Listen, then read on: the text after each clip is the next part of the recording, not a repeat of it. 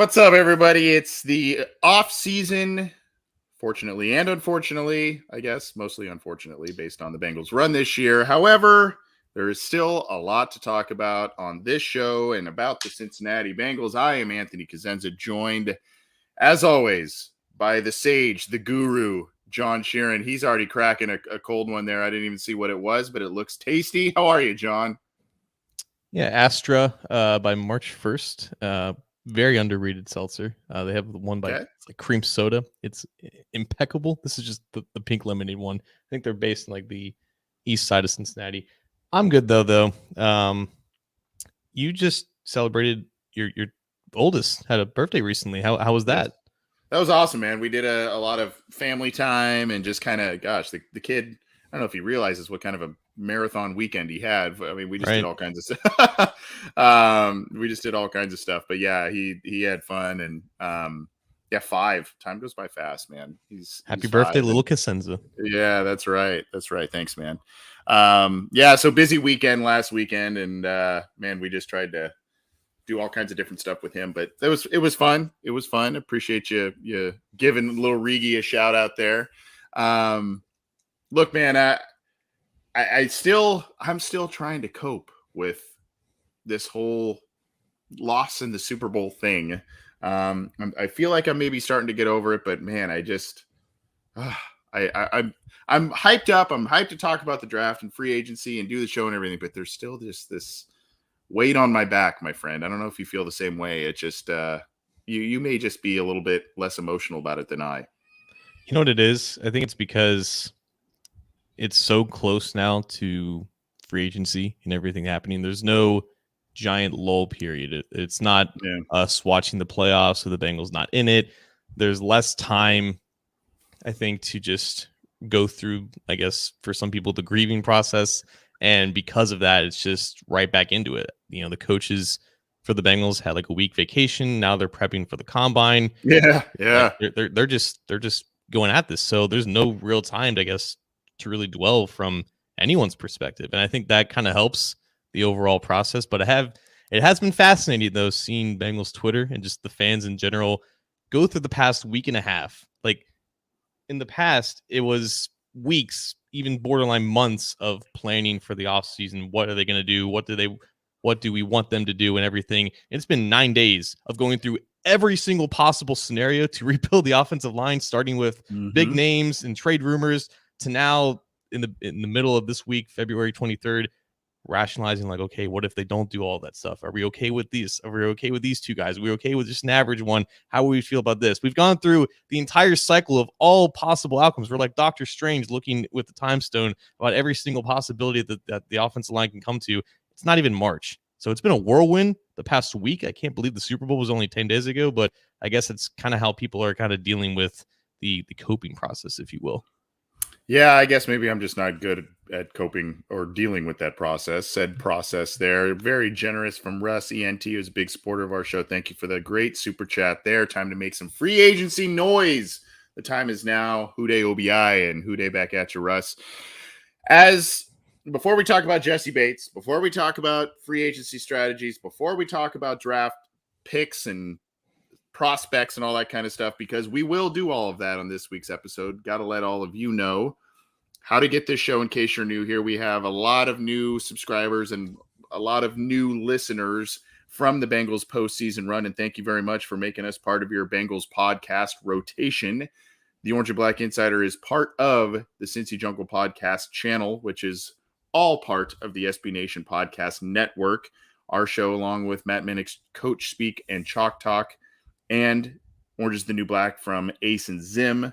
Those are all part of the Cincy Jungle podcast channel, so you can get those on your favorite audio streamers, whether that's iTunes, Stitcher, Spotify, Google Podcasts, iHeartRadio, all of the major ones. We are on those. Go subscribe to those to get the newest episodes from all 3 of those shows.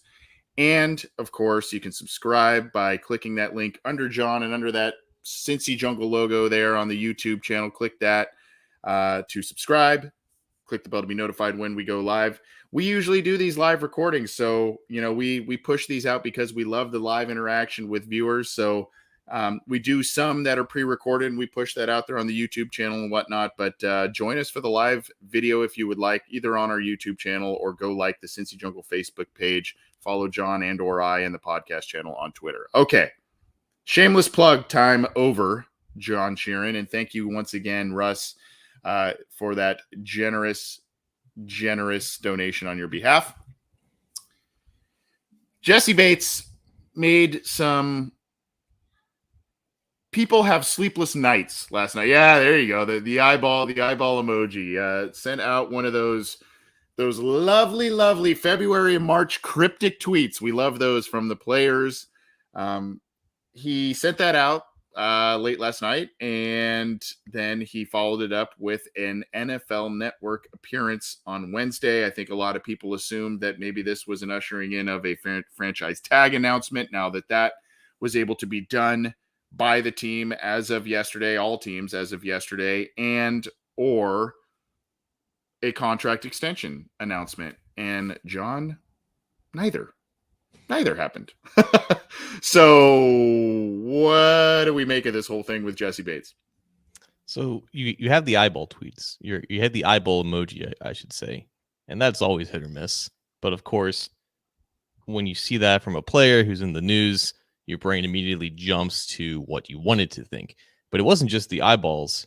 It was followed by retweeting Mike Hilton continuing to endorse. Okay, yeah. So Mike Hilton's been on this campaign of recruiting Laramie Tunsil, now J.C. Jackson of the Patriots, and he's been saying extend J.C. Bates since I believe in the press conference in October.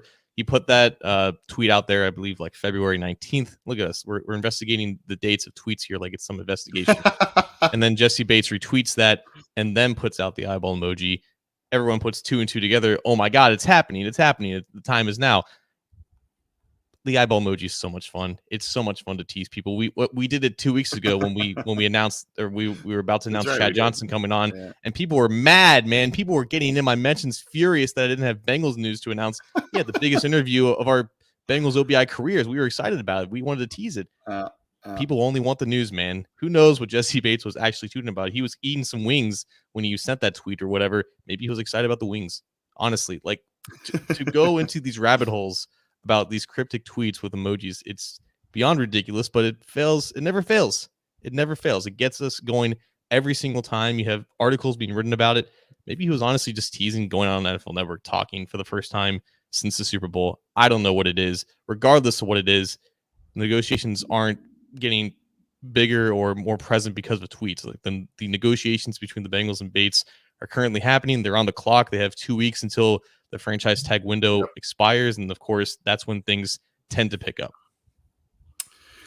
That is true.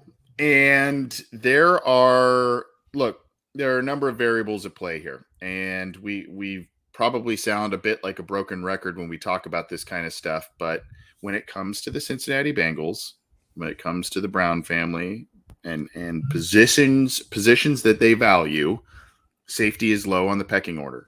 Safety and offensive guard, in terms of paying big money to those positions, are low on the pecking order. You can look at George, even drafting a safety high has, you've seen some second rounders and whatnot. It's just, I like believe Bates. One of the, exactly. Bates. And there are a number of others that you can look at, but I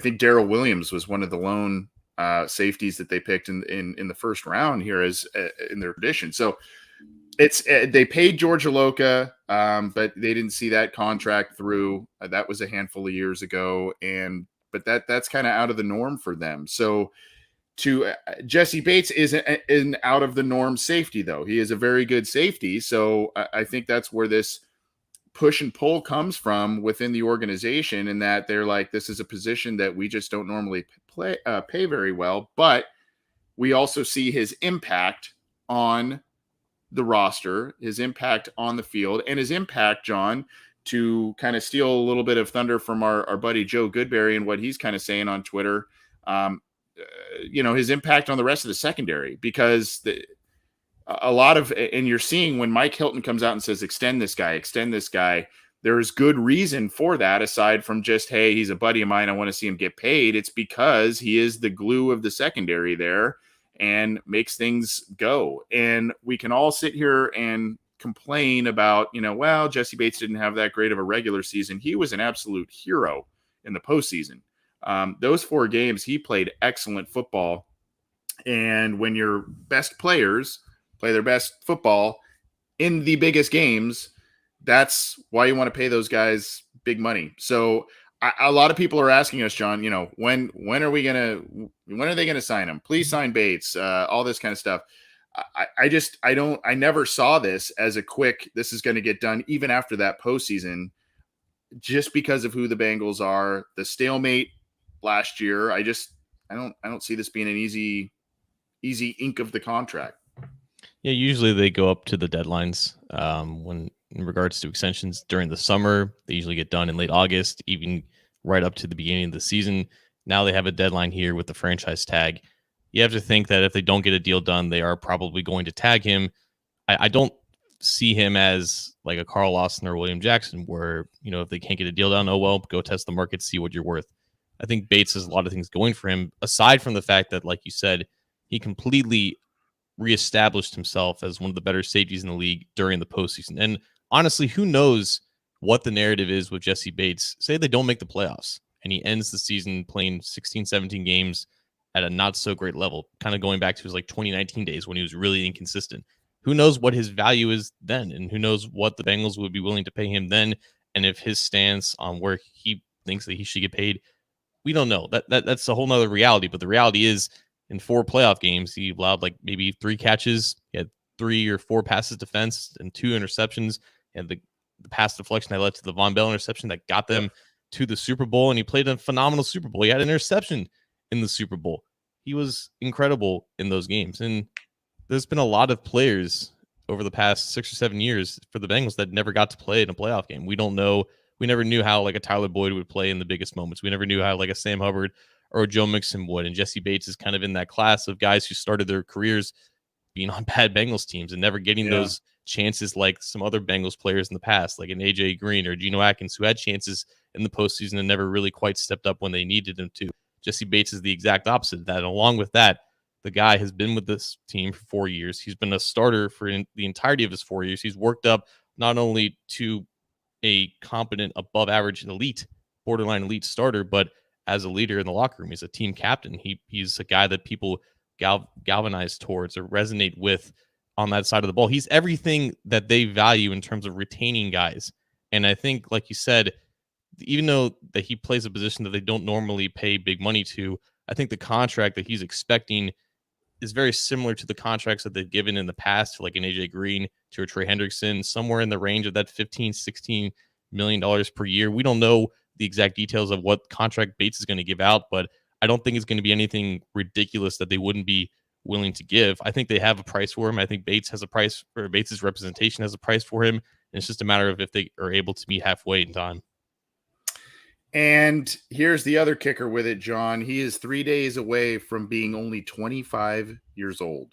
So we're not talking about a guy who's 28, 29, getting the last contract. We're talking about a guy who is in and officially entering the prime of his career. So he's one of those young core players. And if you are the Cincinnati Bengals, regardless of the position, we know you like the wide receivers. We know you like the quarterbacks. We know you like the offensive tackles.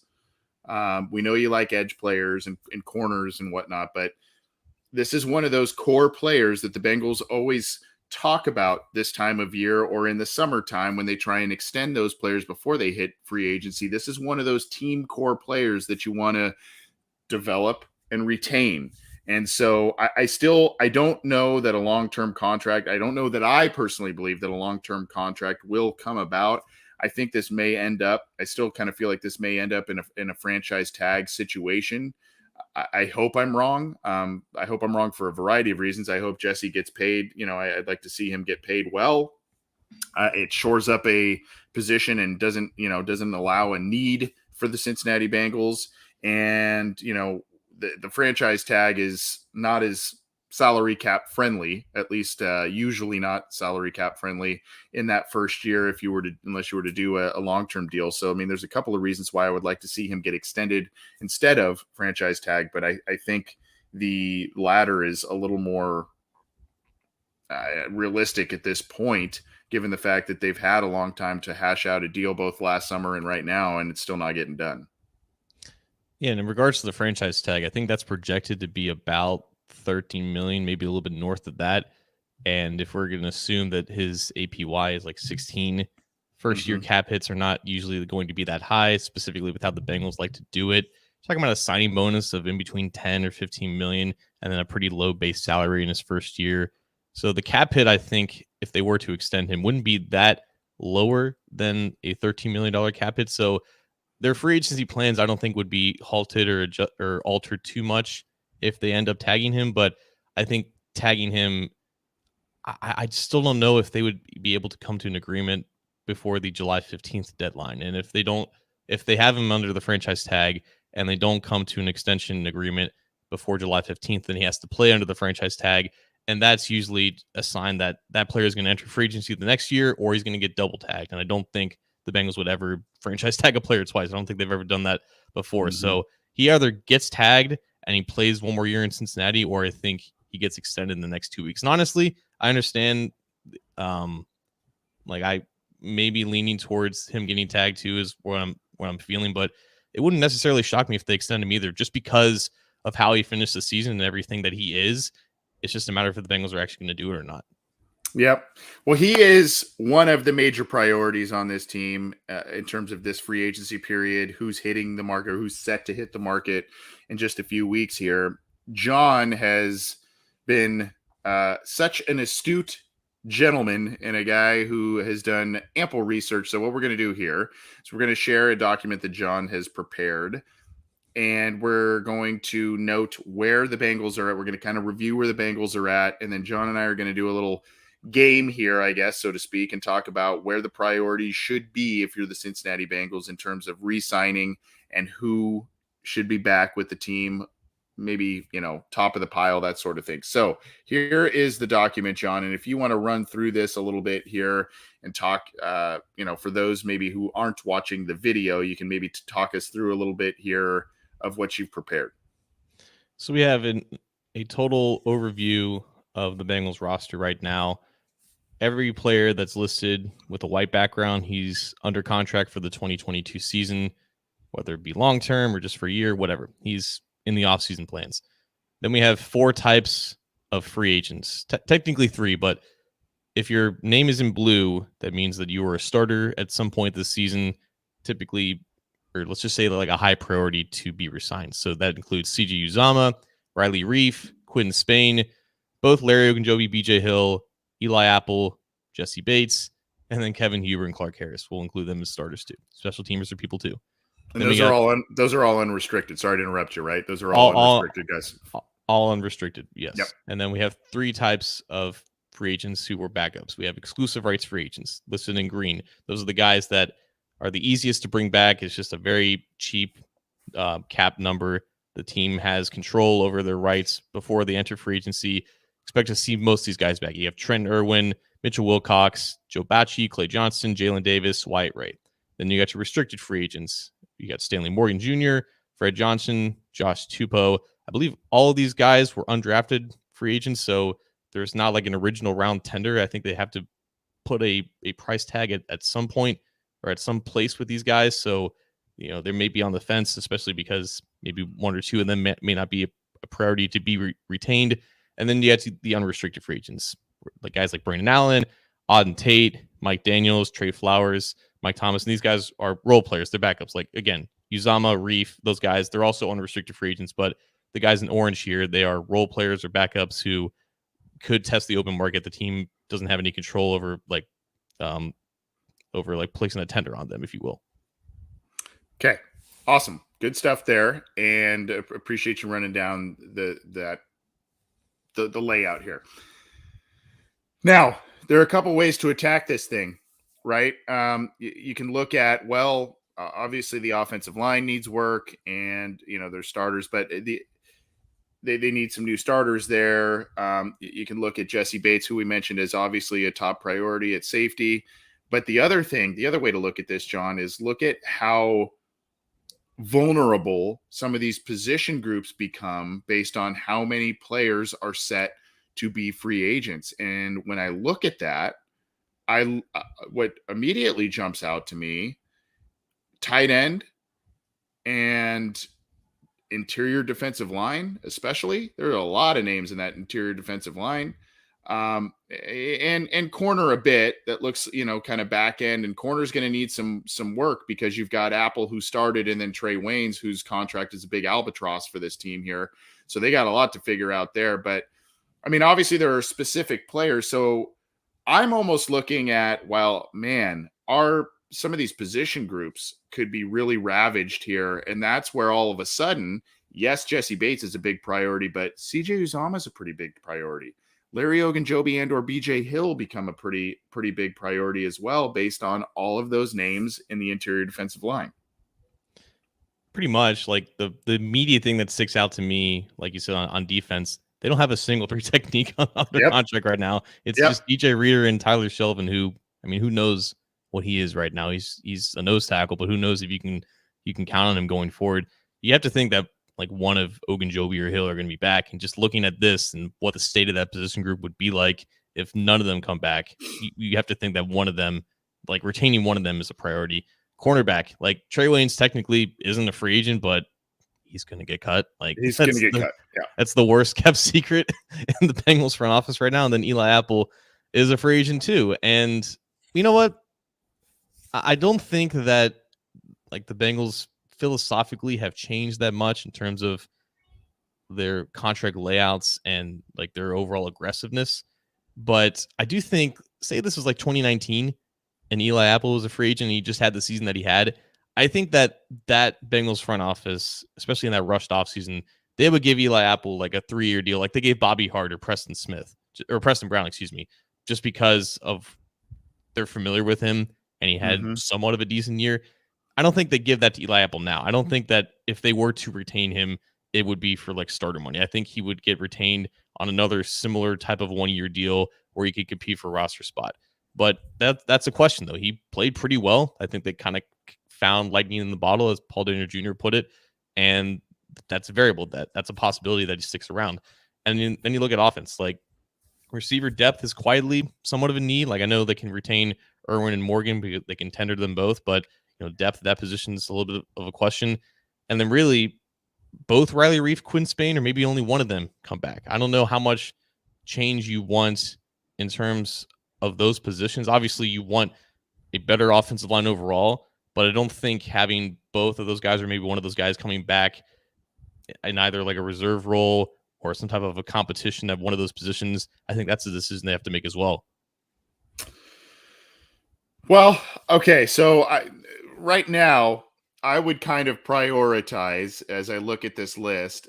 Jesse Bates has got to be towards the top of that list, if not at the top.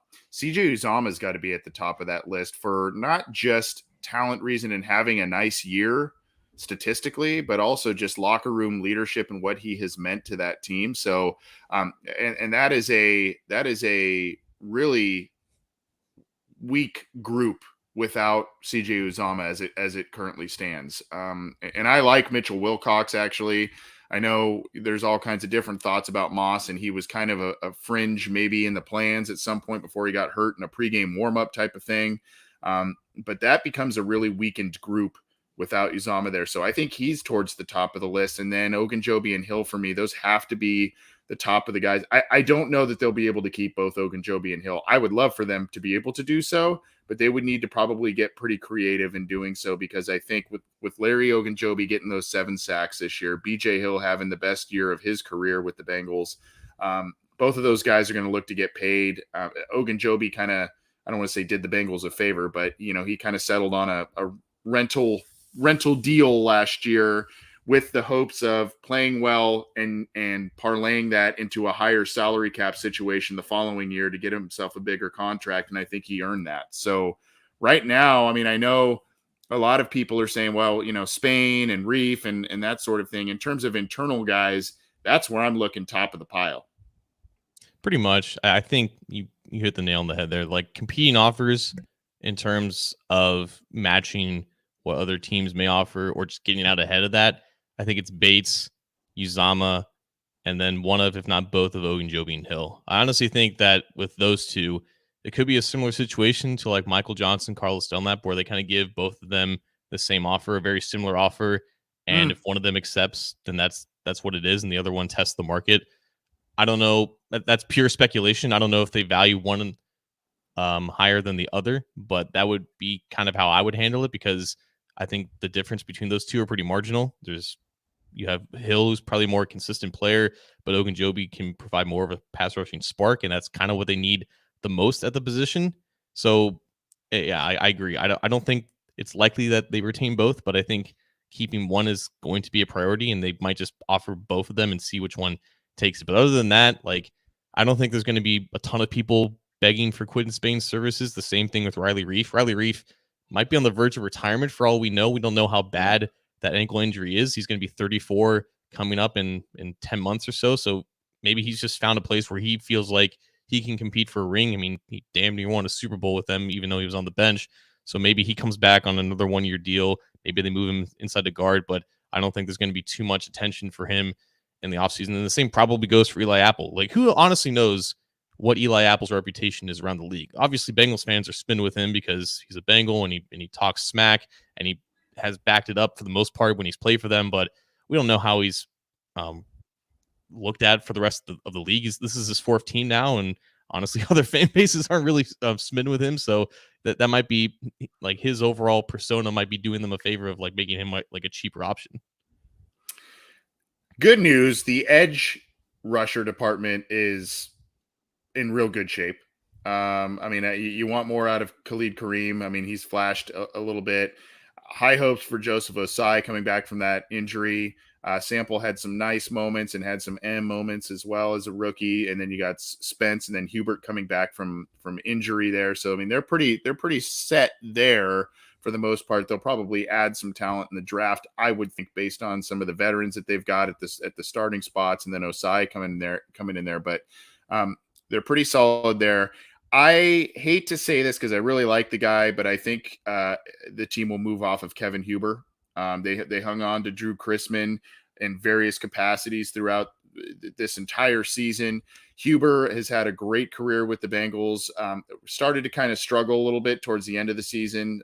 Hit a few more shanked punts, I noticed at least, than he had hit before, and he's up there. He's had an amazing career, but I think it's probably time. And the fact that they've hung on to a punter on and off their practice squad and whatnot, I think that that's probably something they're going to look at this year. I don't know what I'm feeling about Clark Harris there. Some guys that are really intriguing to me in terms of what do you do with them. I think you do whatever you can to hang on to Stanley Morgan. I think he's just a valuable special teams guy, and it probably wouldn't be that expensive. I think you do what you can to hang on to him. What do you think about Trey Flowers? A guy that I find really interesting, big player, did some nice things against tight ends, and in kind of when they shortened the field on him in terms of his coverage responsibilities, I thought he stepped up and played pretty well down the stretch. There are a couple moments where you go, oh boy, but I mean, it's like against Travis Kelce and stuff where they're so it's kind of like, well, I mean, there's going to be plays made there, but I thought he found a nice niche with the team. I don't know if you think it's enough for them to continue to keep him around. Yeah, that's where I was going to go with this next, in terms of like the guys in orange who are backups, role players, and are unrestricted free agents. Like, if there's 2 or 3 guys here that you are pretty confident that they are going to be kept and retained, and 2 to 3 guys that you think are going to be gone. Like, Trey Flowers to me was someone that I'm pretty confident is going to come back for a number of reasons. 1, he's going to be cheap. 2, they need depth at quarterback. And 3, like, the guy was with the Seahawks, and the Seahawks didn't know how to use him. They tried him on the outside. They liked his size, and he just kind of got exposed a little bit, and that's why he was available for the Bengals to pick up in the middle of October. The Bengals found a role for him. That's on coaching. That's Lou Anarumo and his staff putting Trey Flowers' skill set to good use, and they found an asset in that. So I think Flowers is a guy that they would like to retain. And the 2 other guys for me, honestly, like Jordan Evans for the past 2 years now has come back on 1-year deals, and he's coming off of a bad injury, but he's just like, he's a good kind of virus. I don't know what we're going with this, but he won't go away, basically. Like, I think he'll just be back in camp, at least because they value that special teams like ability, I suppose, but they already have depth at linebacker, so it wouldn't shock me too much. And then I think Brandon Allen's probably coming back. I don't know what else they're going to do at backup quarterback. I don't know if they try to be more aggressive there, but I know Jake Browning's not going to cut it. And who really knows what else they can do? Like, there's not a lot of quality quarterbacks that are out there now. Some of them are going to the USFL or whatever. Like, the quarterback market is just it's just non-existent. And I think they have trust in Brandon Allen to at least like be the backup for Joe Burrow. So those would be my three guys that I think are probably going to come back here, even though they're just backups and role players. Yeah, Nikki Jones in the Facebook chat. Good to see her there. Move on from Brandon Allen. That you kind of answered that a little bit as to why he may stick around. Here's the other key, and this is we kind of hinted at this last week. That while the Bengals have done things a little differently in some respects in free agency the past couple of off seasons, there are still some things that they do that we know are part of the organization and how they approach things. And one of which may be where they take a look at the backup quarterback situation and they scour the waiver wire. They scour the cuts. They scour who gets released because of the compensatory pick formula, but also they like whether it's final cuts, whether it's, cuts before free agency, post June 1st cuts, all of those types of situations. The Bengals like to scour the waiver wire and different avenues there of players who are released to potentially get them into their system, and obviously not tweak with the compensatory pick formula and whatnot. So that's something, when they're cut players as opposed to willingly entering free agency, that's something also that we have to look at, and where they may find some players to plug into some of these areas. Yeah. And again, Brandon Allen doesn't really do much for anyone, right? He's just a backup quarterback. But the Bengals 3 years ago, they had the chance to keep Jake Dolegala over like Ryan Finley. Obviously, Dolegala had a better arm, had potentially more upside than Finley, but that's never really what they value at that position for that specific backup position. Brandon Allen obviously isn't going to win you any games. He's not going to save your season, but he's been in the system now for 2 years, and there's just not very many other options that are honestly better than him. So he doesn't really do that much for anyone, but I think that reasoning is enough to see him coming back on another 1 year deal. So for these guys, though, in the orange, like, who do you see that are just they're just done in Cincinnati? You don't foresee them coming back on any Phillips. Yeah. I hate to just spring right on the guy, but he has. I've never seen a player slowly entrench themselves into a doghouse long term. Like, it has been the most slow devolving into the coach's doghouse, I guess, in some way, with Darius Phillips, where he has just been he was kind of a starting corner because of injuries a couple of years ago, and then he was still a guy that they relied on as a defensive back, and then he slowly just fell down the pecking order. And then they tried him at punt returner. There was the absolute disaster against San Francisco, and all of a sudden he was on IR after that. So that's a guy I'm like, yeah, and the name above him probably as well. Vernon Hargraves is another guy I think he's gone too. So those are two right away. I'm going, yeah, I don't see them back. Yeah, let's just do this. Let's just cross those names. It's gonna be sad, man, because both Darius Phillips and this guy Auden Tate, every single offseason, it's like these two from the 2018 draft class. Like, are they gonna break out? Is this the year they're gonna find a role? And I think with Tate, it was less of a doghouse and more of he just was injured, and they never really needed him to come back, because you take one of Jamar Chase, T. Higgins, and Charlie Boyd off the field, and your offense becomes worse. They found their guys at receiver. They probably need like one or two more guys at depth this year, but at this point, I think it's probably time for Auden Tate to find a new opportunity, and I couldn't agree more with that same exact sentiment for Darius Phillips. Anywhere else, yeah. I want to just this isn't really part of what you're showing here, at least not so much. There's a lot of talk of Trey Hopkins moving, some fans are saying, what if we move Trey Hopkins to guard and get, Jensen the center, or, Ben Jones, the center from Tennessee, all that kind of stuff. I don't, and this is kind of part of the free agency approach and free agency talk a little bit in terms of what the Bengals will do, because the big focus obviously is going to be at offensive line. Do they bring back Reef, like you mentioned? Do they bring back Spain? Is Fred Johnson still in the plans there? I assume they'll bring him back for some form of depth, based on the fact that he's a restricted free agent. But, wait, I guess do you really see them playing a little bit of a shell game there where Trey Hopkins gets moved around for a different center? Do you see them giving up on an Adeniji, a Carmen? I don't see that happen. I think I believe they're very invested in those guys in terms of long-term development, but I also don't know if that means that if there's a guy that's available out there that they really like, that they won't pounce on him. Yeah, honestly, Trey Hopkins confuses me a lot because my mind wants to say that he's going to stick around at center for another year, but every year the Bengals make one or two moves that even surprises me, and they just are more aggressive at a spot that you're not expecting them to be. And I wouldn't necessarily rule out Trey Hopkins. Now, I don't know what the long-term plan necessarily is. They could be getting a guy for a year or two, a veteran, just to fill that spot and let Trey Hill eventually take over that spot. I have heard that they really like Trey Hill in the long term, and I think that's a promising potential option because he's only 21 years old. And honestly, aside from the penalties, he wasn't terrible this year in the limited opportunities that he had. It was just the penalties were so killer that that's the stigma attached to him. But he's 21. He's pretty athletic. I think he's got plenty of room to grow.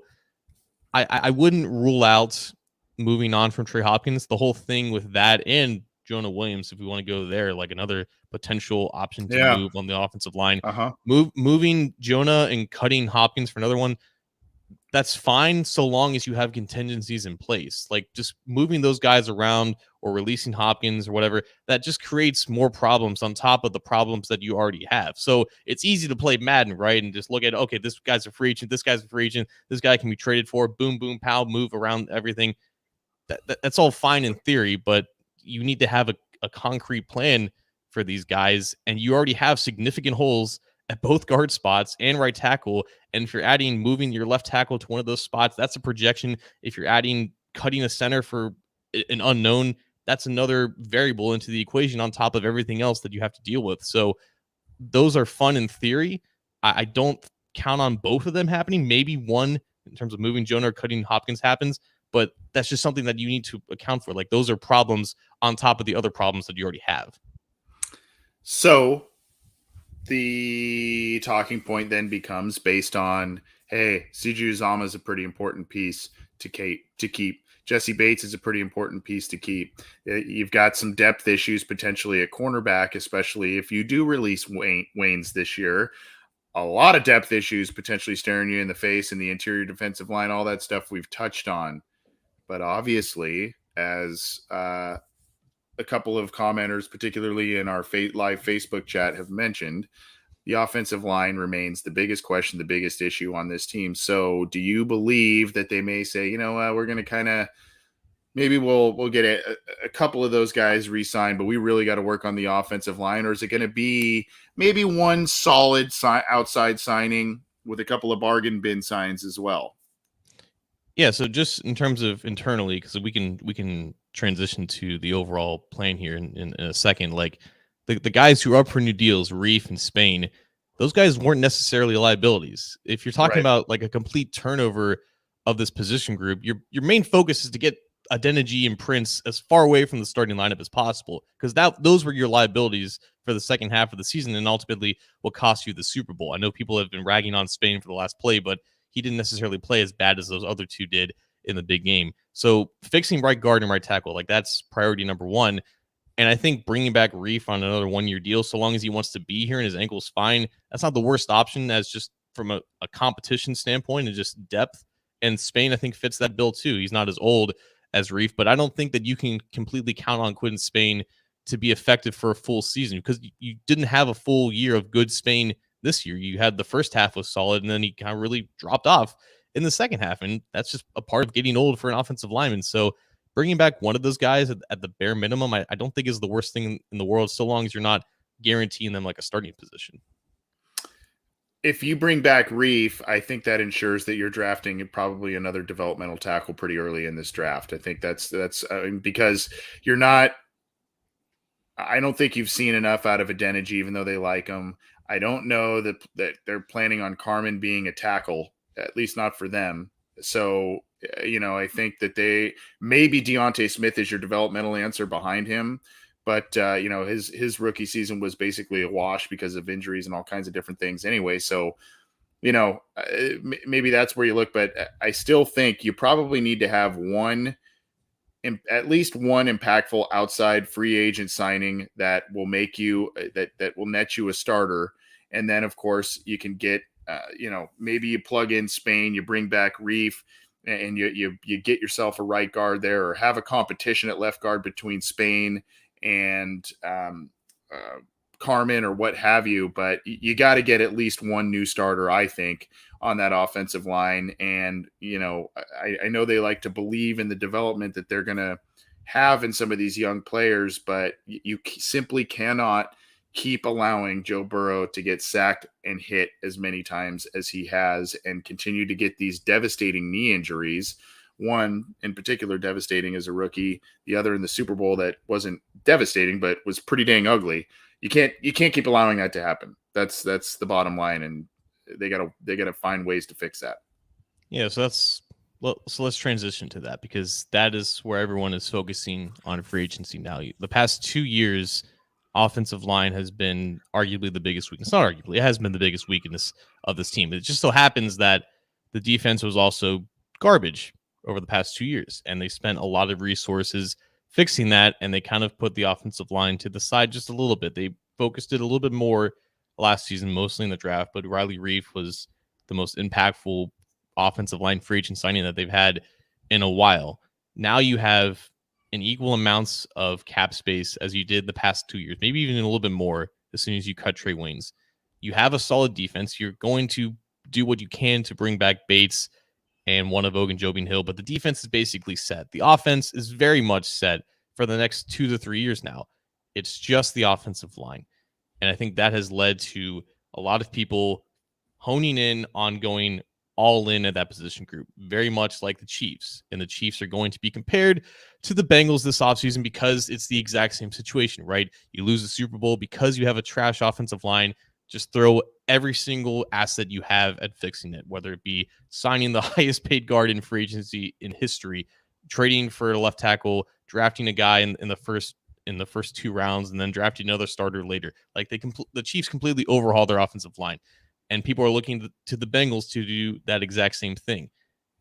We've never seen the Bengals go all in like that on anything. Like, they've been aggressive in some areas, but not just throw the kitchen sink at fixing the problem. Their version of that is Trey Hendrickson, right? It's dipping your toes into a market that you're not normally accustomed to doing so, but it's not doing everything in your power. It's not trading up. It's not giving out guaranteed money. It's not any of those things. It's still the Bengals at their core doing what they value, what they philosophically believe. So what does going all in at offensive line look like to you? Because you talked about bringing in at least one new guy, but is that enough to completely fix this? Or is it going to be a combination of bringing in outside guys and still counting on development in some regard? I'm so conflicted on this because when I say bring in that one player could be someone that potentially fixes a ton of problems. So, I know our buddy Ace he had a video out earlier talking about potentially trading for Tyron Smith. There's talk of Laramie Tunsil trades, all kinds of different things. And that would be someone who would be a left tackle. And then you would presumably move Jonah Williams either to left guard or to right tackle, right? And so then that one move potentially remedies, assuming that Jonah Williams would still play at a pretty high level, maybe even a higher level at one of those other positions. That helps 2 positions on the line with one acquisition, right? That's the ideal. if it works out that way. Or you kind of stick with, like you said, maybe you bring in a Spain. He's part of a competition at left guard. You bring in Reef as another 1 year guy. You draft a developmental guy that maybe ends up supplanting him, be it from injury or whatever issue at the end of the year at right tackle.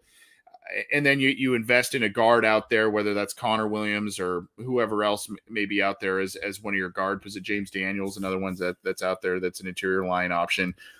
So I know they love continuity, and I know continuity is such a big thing on the offensive line in terms of, guys playing those same spots, playing together, but it's really not consistently working, the layout that they currently have. It's not working. It's not working. So whether it's developmental guys, whether it's 1 year contract guys, whether it's the franchise left tackle, it's not consistently working.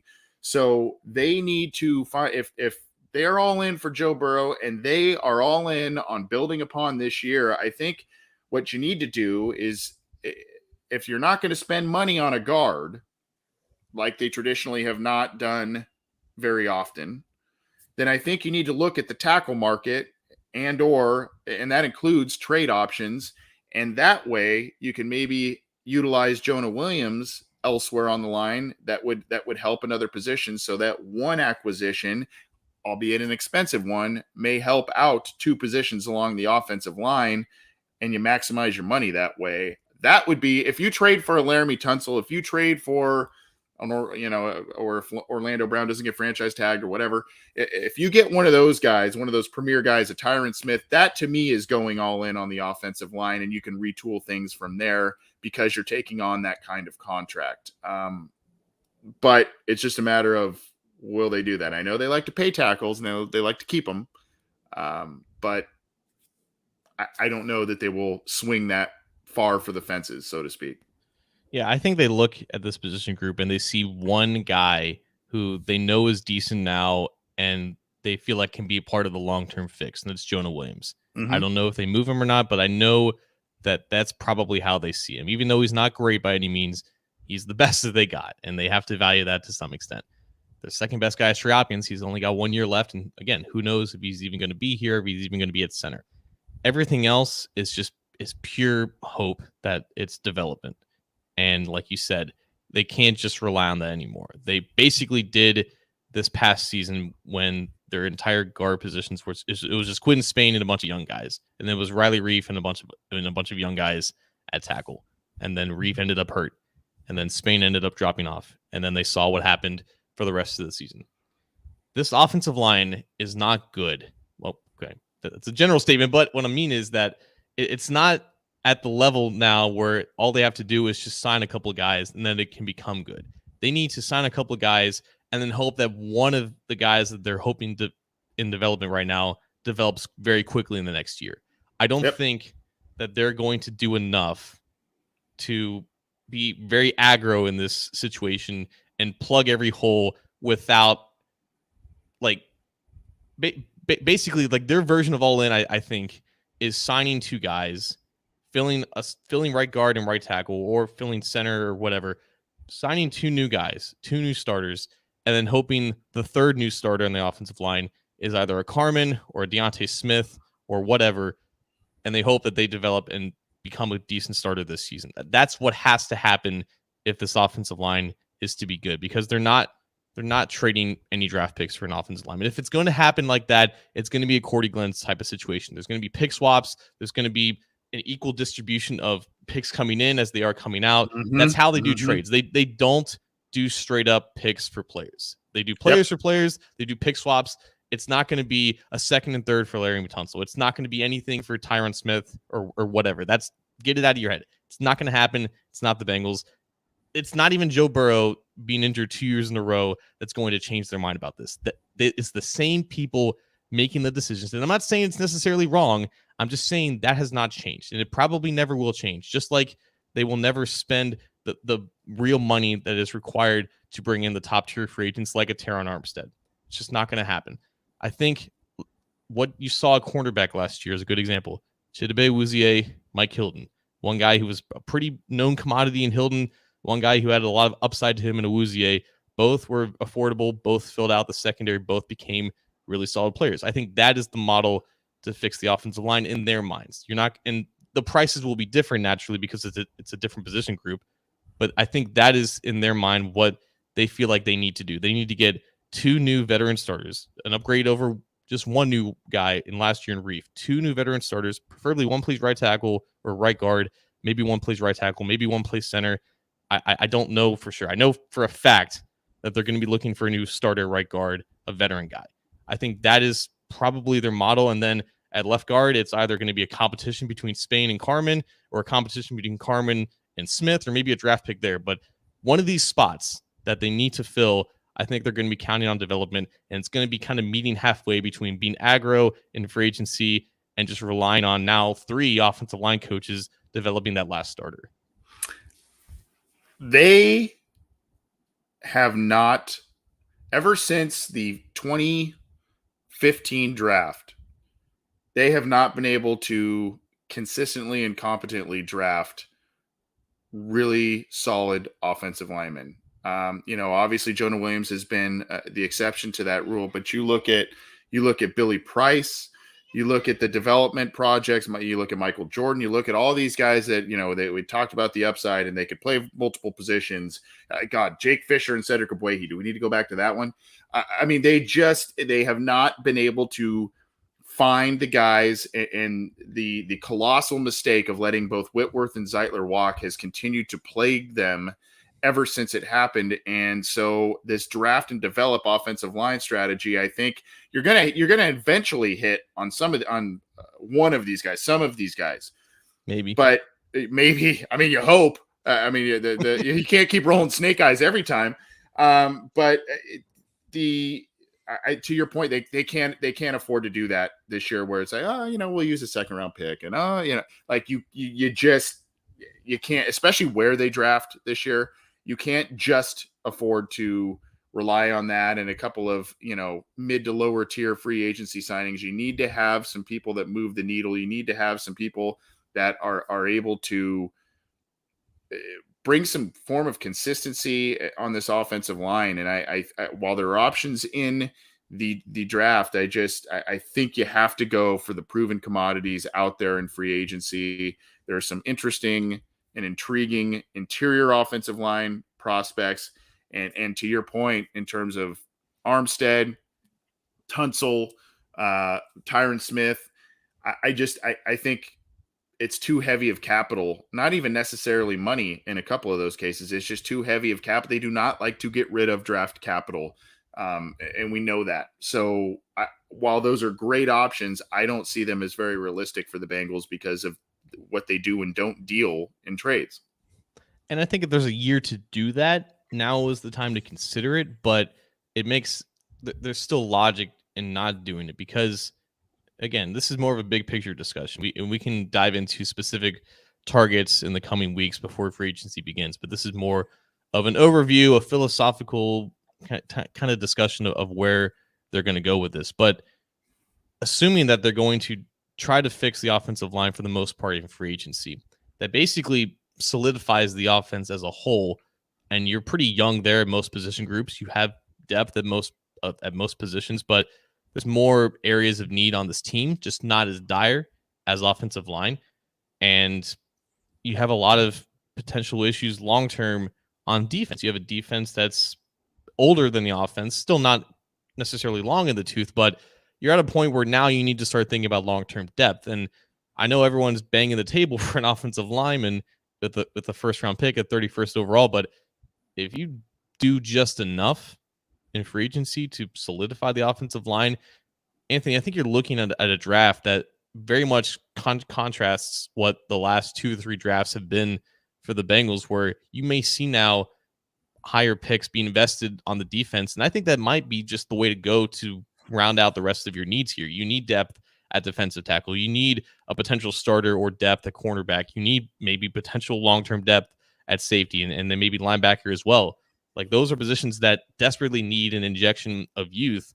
And if you handle free agency correctly, again, not going completely all out, you don't necessarily have to do that.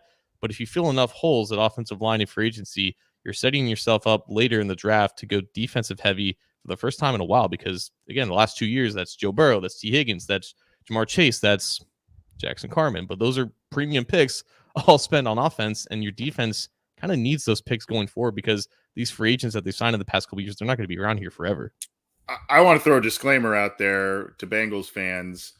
Spoiler alert, this is not going to be a sexy offseason in terms of positions they're bringing in here in the draft and free agency. You know, you're not going to spend a second round pick on a running back. You're not going to spend a first round pick on a quarterback or a wide receiver or anything like that. You're going to get in free agency and the draft, it's going to be a lot of interior defensive linemen, a lot of interior offensive linemen, potentially tackles, like you said, linebackers, maybe a corner here and there, and their safety. But I mean, it's going to be a lot of the big boys in this offseason. At least I would think. Aquila the Great here with a thank you very much for the super chat there. What good is draft capital on the offensive line if you can't draft offensive line? And the hope is now too, John, that the Bengals bring in another assistant offensive line coach with Frank Pollock, worked with him at the Jets. And I still think they hung on to Ben Martin too, if I'm not mistaken there. So you've got 3 offensive line coaches trying to put this thing together and make it work and right the ship. So hopefully the vision is aligned, and hopefully they can figure out the right people, not only to draft, but also the guys they want to bring in free agency. Yeah, I don't want to misquote or paraphrase Willie Anderson here, but Jake Lisco was talking about this, saying that now there are 3 offensive line coaches with the Bengals now. And I believe that Jake was saying that this is what Willie Anderson has wanted for not only the Bengals, but for teams in general, to have an extra guy there to maybe focus more on just the development side, because the coaches have to implement scheme. And this is what we've talked about for ages now, especially now when we've had Willie on the show. And I think that's what Willie was potentially saying, but he also wanted it to be him that had that role, and not another assistant. But I think that might be what this new guy is here. And he was with Wyoming this past season, but like you said, he was with Frank Pollock when he was with the Jets in 2019 and 2020. So having more eyes at that position group obviously can't hurt. It's where they need the most help. But I think having an extra guy there to help out with technique while Pollock and Ben Martin are trying to implement the run game scheme and the offense in general, I think it obviously couldn't hurt. And having the visions aligned, like I said, I mean, obviously if Ben Martin's sticking around with Pollock, they work well together. And then of course, Pollock bringing in his former protege with the Jets, bringing him, they're all going to be aligned there. That's a great point in terms of, and that was always one of the other criticisms with the Bengals. And that's something Zach Taylor has changed a little bit, is beefing up the coaching staff, having more assistants, having more position coaches, and having Frank Pollock have that run game coordinator designation to his title, right? I mean, these are the things that Zach Taylor has implemented. Maybe it's not, doesn't move the needle a ton, but when you're coming off a Super Bowl appearance, it's some of the things that you need to start noticing in some regards there. So I don't know if you want to put a bow on this, John, in terms of kind of approach on the offensive line and whatnot, but we're going a little long. It's been a fun show, but what do you got to close us up on the offensive line front here in free agency? You're muted. Damn, we made it like 2 months without that happening. Derek Frazier was his name, the new offensive line coach. Yes. I feel like we should mention that, just not call him that guy that Frank Pollock knew. But yeah, there's a lot of high expectations, a lot of high hopes right now. They're coming off of a Super Bowl run. They have one clear need. They have a ton of cap space, and it's easy to get lost into that. And it's easy to look at what they've done in the past 2 years as a sign of change and everything. But this is still the Bengals, not necessarily in a bad way, but this is still the same decision makers with the same values and everything that goes into that. They're not going to do everything that you want them to do at offensive line. And that doesn't mean that the offensive line is going to be bad. Take this as a cold water shower, if you will. I think that they will bring in 2 new veterans. I don't know who they are. I don't know what positions that they will play, but I think they will try to do more in free agency there. It's just not going to be the trades. It's not going to be the high salary guys that everyone is hoping for. And I'm just saying that now, not to tamper your expectations, but that's just the reality of what it is. That's who they are with this position group. They recognize that there's an urgent need there, and they will fill it in the urgent way that they are known to do so. And that's not necessarily going completely all in with every asset possible thrown at it. It's not going to be a bad thing, but it's not going to be what you expect. That's just kind of where I'm feeling with it. All right. Well, we're gonna start closing up a little bit here. What do you got for us as we drop the mic and get on out of here? That was basically my mic drop. That was your mic drop. Okay. That's just been going through my mind. I've been kind of watching in the shadows as Twitter is devolving into all these scenarios and playing all these off-season simulators and whatnot. And yeah, this is the platform to talk about it. So that was it for me. Here's a super chat here that Jay snuck in here at the end. Thanks for the super chat, Jay. What if Whitworth, quote, retired and came back to Cincinnati for one season? Possibility. I don't think you can retire and then just go to another team. I'd have to kind of look into that a little bit. But, I mean, I guess that's what Gronk did a little bit, right? But he took a year off. So I don't know that that's a possibility. And quite honestly, I think Whitworth is done anyway. I think after winning that Super Bowl, he's probably done. I don't know. You got thoughts on that, John? Does he mean one day? Yeah, exactly. One day contract. It says for one season. He's done. No, yeah, that's not happening. Yeah, that's not happening. He will be back probably for the Ring of Honor at some point, though, I would assume. So that's a given there. Thanks, Jay. And then, of course, we've got another generous one from Aquila the Great. Not drafting Trey Smith or Creed Humphrey will haunt me. I think that's haunting everybody at this point right now. Both of those guys seem to be pretty good players. I just want to bring a little bit of draft talk to the table. We were going to go a little bit longer on this, but I think we're going to go a little shorter. One guy that is a little below the radar that I don't think a lot of people are talking about, and he is a guard that has kind of intrigued me a little bit, is a guy that's probably projected to be maybe a late day 2, probably a day 3 guy, and that's William Dunkel out of San Diego State. San Diego State's a team that has been on the rise. They've got a couple of prospects. No, everyone's in love with their punter, Matt Ariza. Why not? Yeah, that guy's got a cannon. So everybody's on with him, but I want to share William Dunkel with everybody here. Here's a tweet from I think the account Smart Football, but they kind of relay a lot of PFF scores and whatnot. But here is an interesting grade here. I know we're talking about pass pro with a lot of the offensive line, but William Dunkel finished the season with a 98.8 run blocking grade. He's the highest in the offensive line in the PFF era, John. So he is he's doing some work. He's a guy who is in 2019 had a 73.8 overall grade, an 88.7 grade in 2020, and a 95.2 overall grade, which is the best of all guards on 920 snaps in 21. So I think some other draft gurus are initially saying that he needs some work on pass pro and whatnot, but he is a guy that he's got a lot of tools. He needs some work on pass protection, but he seems to be a mauler in the run game. Obviously, high scorer in PFF in the run game.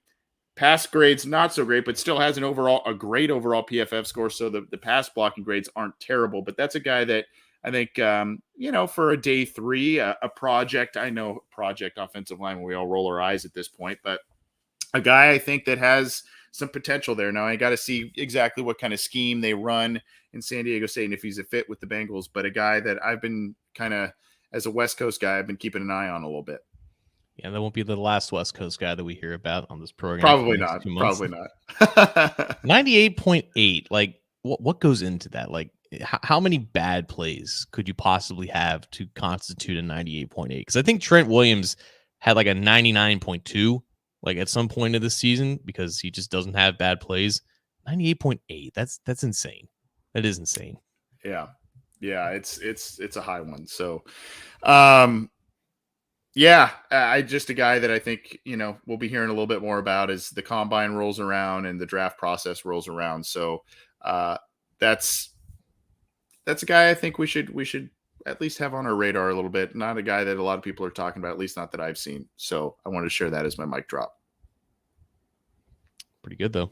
Yeah, 98 point. If I got by with, if I was scoring 98.8 on things in life, man, I'd be cruising, but I'm not, sadly.